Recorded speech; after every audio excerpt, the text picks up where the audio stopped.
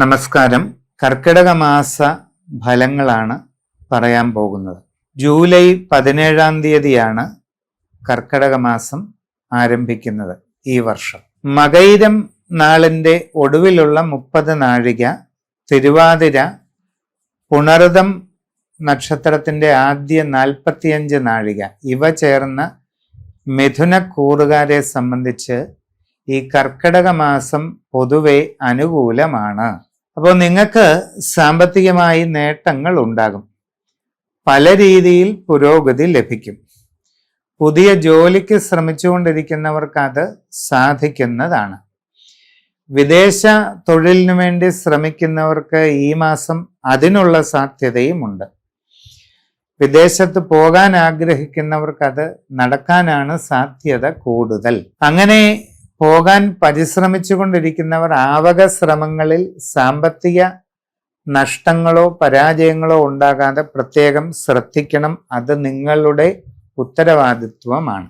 കച്ചവട രംഗത്ത് പ്രവർത്തിക്കുന്നവർക്ക് നല്ല സാമ്പത്തിക പുരോഗതി കൈവരുന്നതായിട്ട് കാണുന്നുണ്ട്. കച്ചവട രംഗം വിപുലീകരിക്കാൻ അവസരമുണ്ടാകും.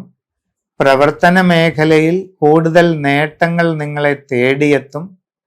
സാമ്പത്തിക അഭിവൃദ്ധിയും പുരോഗതിയും എല്ലാം നിങ്ങൾക്ക് ലഭിക്കുന്നതാണ്.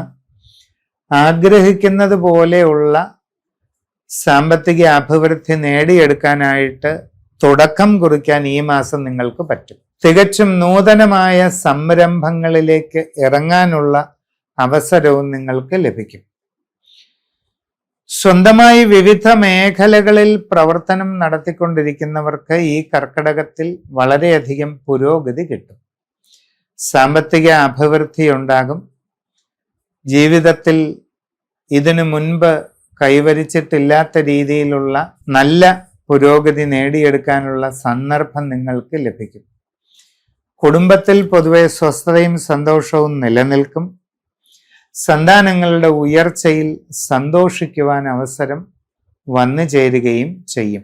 ദീർഘകാലമായി മനസ്സിൽ ഉദ്ദേശിച്ചിരുന്ന ലക്ഷ്യങ്ങൾ നേടാനായിട്ട് നിങ്ങൾക്ക് അവസരം കിട്ടും. പുതിയ ഗൃഹനിർമ്മാണം നടത്തുന്നവർക്ക് അതിവേഗം അത് പൂർത്തിയാക്കാനുള്ള അവസരം ഉണ്ടാകുന്നതാണ്. പുതിയ വസ്തുവാഹനാദികൾ വാങ്ങാനുള്ള സന്ദർഭവും ലഭിക്കുന്നതായിട്ട് കാണുന്നുണ്ട്.